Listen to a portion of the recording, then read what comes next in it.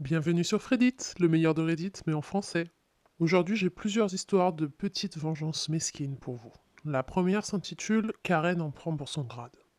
La Karen du quartier s'est plainte de la moto d'un autre voisin. C'est une moto d'origine, il n'a rien modifié pour la rendre plus bruyante, et jusque-là, il faisait très attention à ne pas faire plus de bruit que nécessaire. Il démarrait la moto et roulait doucement jusqu'à la sortie du quartier résidentiel. Puis arrive Karen. Karen se plaint de tout, et tout le monde la connaît. Elle s'est plainte plusieurs fois de la moto et a déjà appelé les flics pour des broutilles. Cette fois, elle est allée trop loin et elle a décidé d'empêcher la moto de sortir du quartier. Cette idiote a presque renversé le voisin avec sa voiture. Maintenant, parce que Karen a littéralement essayé de tuer quelqu'un à grands coups de voiture, le motard démarre sa moto plusieurs fois par jour, va jusque devant chez Karen, fait ronfler le moteur pendant quelques minutes, puis repart en faisant le plus de bruit possible. Il a même enrôlé quelques amis qui viennent parfois participer à la parade dédiée à Karen. Je lui ai parlé et c'est un gars bien. Il a accepté d'arrêter de le faire la nuit et d'être super prudent quand il roule dans le quartier parce qu'il y a beaucoup d'enfants. Je peux vraiment pas lui en vouloir parce que tout le monde déteste Karen et elle mérite bien pire vu ce qu'elle a fait. J'aimerais juste qu'il y ait un moyen légal de l'obliger à arrêter de faire sa Karen. Et OP apporte quelques précisions supplémentaires en disant: beaucoup d'entre vous demandent pourquoi la police n'a pas été appelée après la tentative de meurtre. C'est le voisin qui n'a pas voulu les appeler. On est tous les deux des hommes noirs aux États-Unis et je comprends et je respecte sa décision. Et ensuite, on a une update d'OP qui nous dit: les choses ont dégénéré très rapidement sur cette histoire. J'ai vu le voisin devant chez lui, donc je suis allé lui parler. Il m'a lancé un regard qui disait très clairement pas maintenant. Donc je suis resté chez moi. C'est à ce moment-là que les trois remorqueuses sont arrivées et ont emporté les deux voitures et le camping-car de Karen. Karen s'est mise à hurler sur le voisin, elle était clairement en rage, mais comme il avait son téléphone à la main, prêt à appeler la police, elle ne l'a pas frappé. Il est aussi assez costaud, elle a peut-être juste eu peur des conséquences. Je n'ai aucune idée de ce qu'il s'est passé, mais avec un peu de chance, le bruit va revenir à un niveau acceptable dans le quartier. Et on a une autre update d'OP qui nous raconte tout ce qui s'est passé entre-temps. J'ai passé quelques heures dans mon garage avec d'autres voisins à observer Karen et la police gérer la situation. En recoupant les informations du voisin motard et d'autres voisins, j'ai de quoi vous expliquer tout ce qui s'est passé. Mais avant, je dois vous dire que Karen a décidé que c'était une bonne idée de gifler un policier et elle est donc à l'arrière d'une des voitures de police au moment où je vous écris ça. D'après ce que j'ai compris, Karen a divorcé il y a quelques années. Je me demandais depuis longtemps comment elle se débrouillait pour garder sa maison, deux voitures et un camping-car. Il y a toujours eu des rumeurs de liaison qui auraient mis fin au mariage, mais personne n'a jamais vraiment su qui avait trompé qui avec qui. Apparemment, leur accord était que son mari, qui a déménagé avec leur fils majeur, recevrait les trois véhicules dans le divorce et Karen la maison. Mais le mari ne pouvait pas prendre les véhicules pour le moment parce qu'il n'avait nulle part où les garer. Donc ils ont passé un autre accord. Il laisse Karen utiliser une des voitures et en échange, elle garde l'autre et le camping-car sur son terrain. C'est là où ça commence à être intéressant. Quand Karen a essayé de renverser le motard, elle ne conduisait pas la voiture qu'elle était censée utiliser. Le moteur a décidé de contacter l'assurance de Karen par rapport à l'accident, mais il s'est vite rendu compte que tout était au nom de l'ex-mari. Le motard avait l'adresse email de l'ex-mari et lui a donc envoyé un mail pour le prévenir, parce qu'il s'en voulait d'avoir probablement coûté son bonus assurance à l'ex au lieu de Karen. Le mari s'est énervé et a appelé les remorqueuses pour faire enlever les trois véhicules. Apparemment, il était en déplacement à ce moment-là. Il a prévenu le motard en retour et lui a demandé de le tenir au courant quand les véhicules étaient enlevés de la propriété de Karen. Je ne sais pas trop où ils ont été emmenés. Ah, et les flics viennent juste de partir. Ils n'ont pas arrêté Karen pour une raison que j'ignore, et elle est en train de pleurer devant chez elle. Je suis un peu déçu qu'elle n'ait pas été emmenée au poste, mais j'espère qu'elle a compris la leçon cette fois-ci. Et l'histoire suivante a pour titre: tous les emails doivent suivre la règle. Dans mon premier travail, il y a déjà plusieurs décennies, j'étais un petit genou au service informatique d'une école, et j'étais en charge de créer les adresses mail des nouveaux profs. La règle était que toutes les adresses devaient suivre le même format. Initial du prénom, suivi du nom de famille, puis arrobase, nom de l'école.org. La seule exception était lorsqu'on avait déjà un autre prof avec la même adresse, mais cela n'arrivait pas parce que c'était un petit district, avec environ 400 enseignants. Une année, on a eu un nouveau prof, Greg Roper. Pour donner un peu de contexte, cette histoire se passe aux États-Unis, et Groper, en anglais, ça veut dire tripoteur, peloteur. J'ai donc décidé de lui donner pour adresse mail roperg@école.org. Une fois que j'avais préparé les comptes des nouveaux enseignants, je les ai envoyés à mon chef qui les a vérifiés et m'a répondu de changer l'adresse de Greg pour suivre les règles en place. Je n'ai pas vu son message avant le lendemain, et à ce moment-là, mon chef était en vacances à Hawaï. La deadline approchait pour la publication des infos de rentrée, site de l'école, mail de bienvenue, etc. Donc j'ai suivi les ordres et j'ai fait ce que mon chef m'avait demandé. J'ai donc changé son adresse en groper@école.org, comme demandé. Puis j'ai envoyé les infos aux personnes qui en avaient besoin pour la suite. Je n'en ai pas entendu parler pendant environ une semaine, mais les élèves ont commencé à recevoir leur mail de bienvenue avec une liste de contacts pour leurs profs. Très vite, je reçois un appel du principal. C'est urgent, il a l'air très troublé. Il veut que je vienne dans son bureau immédiatement. Sûr du sujet de la discussion, j'imprime le mail que mon chef m'a envoyé avant ses vacances. Et quand j'arrive dans le bureau du principal, ils sont tous les deux là. Apparemment, plusieurs parents inquiets ont déjà appelé l'école pour dire que l'adresse de Greg était complètement inappropriée. Mon boss, avec un joli bronzage, commence à me réprimander de ne pas avoir repéré le problème avant que tout soit publié. Son visage est passé du bronzé au rouge de honte quand j'ai posé l'email en question sur le bureau. L'expression du principal valait vraiment le détour par son bureau. Mon chef est reparti tout penaud et j'ai créé la nouvelle adresse roperg@ecole.org l'après-midi même.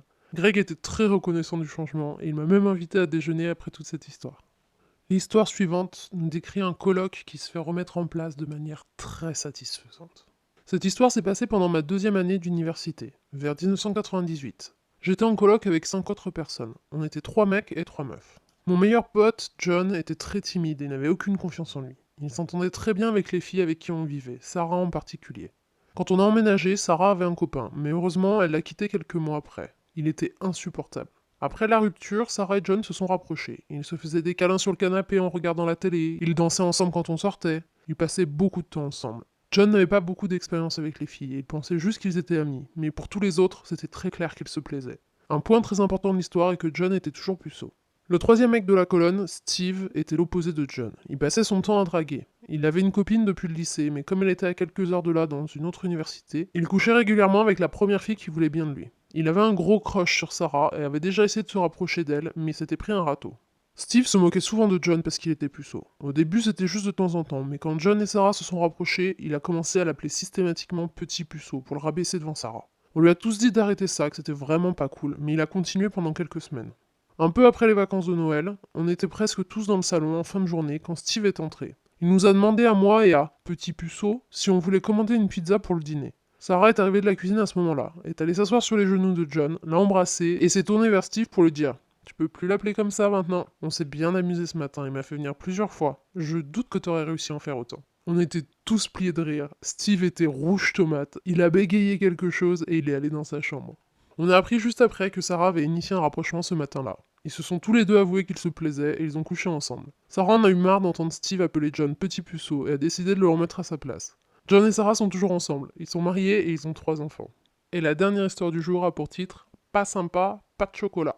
Je veux commencer par vous dire que j'adore mon travail. L'emplacement, les avantages, ce que je fais et la plupart de mes collègues. C'est une entreprise de taille moyenne et nos bureaux sont tellement près de chez moi que j'y vais à pied.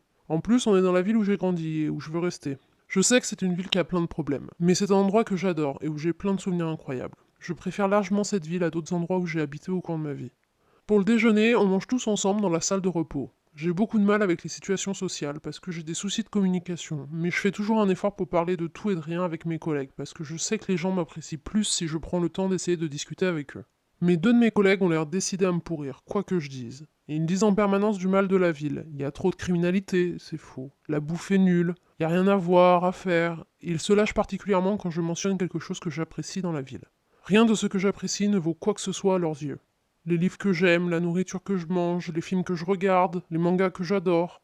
Ils trouvent toujours une raison de détester ce que j'aime, même si c'est eux qui ont lancé la discussion et m'ont demandé ce que j'aimais. D'après eux, mes bouquins sont mal écrits, la nourriture que j'aime prouve que je suis snob, les films que je regarde sont de la merde, et les mangas c'est pour les gosses, même si certaines des choses que j'apprécie sont très populaires. Quand je raconte quelque chose à une autre personne, un de ces deux-là s'approche souvent pour m'interrompre et poser une question d'une voix très forte à mon interlocuteur. Moi aussi j'ai des problèmes parfois pour me contrôler, et je fais beaucoup d'efforts pour ne pas interrompre les autres, mais ces deux-là font clairement exprès, pour m'énerver moi spécifiquement. Si je me comportais comme ça avec quelqu'un, je m'attendrais à ce qu'il me remette en place pour mon manque de politesse. Mais je suis trop lâche pour faire une réflexion à mes collègues, parce que je sais que je fais moi aussi de nombreux faux pas sociaux tous les jours. Un de ces deux collègues a déjà exprimé des opinions politiques que je trouve répugnantes. Il pense que si quelqu'un vole de la nourriture dans une supérette pour nourrir sa famille, il devrait prendre plusieurs années en prison. Et si quelqu'un vole une voiture, la police devrait avoir le droit de lui tirer dessus. Je sais que la criminalité, l'incarcération et les violences policières sont des sujets qui font polémique, mais quand même. Au cas où vous auriez besoin de contexte culturel, on est aux États-Unis, on est tous des hommes non blancs de moins de 35 ans, on est deux à être nés de parents immigrants, et le troisième, celui avec les opinions politiques relativement limites, a un visa de travail. Je ne peux pas vraiment faire grand-chose pour changer tout ça, et la manière dont ils me traitent. En tout cas, pas sans me causer d'autres problèmes pour la suite. Donc je me suis orienté vers des techniques de sabotage plus mesquines pour me venger, pourrir leur journée et me sentir beaucoup mieux.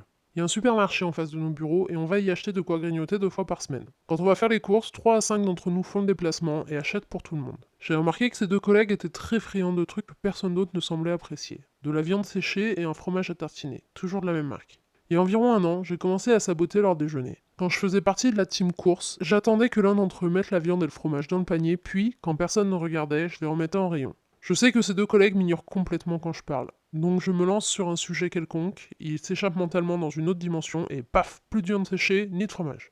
Si je ne fais pas partie du groupe qui va au supermarché, j'attends qu'ils rentrent et je trouve un moyen de faire disparaître leur bouffe en aidant à ranger les courses. Parfois, je les cache et je les mange avant que quelqu'un d'autre les trouve. Parfois, je les offre aux personnes qui travaillent dans les bureaux de l'étage de dessous.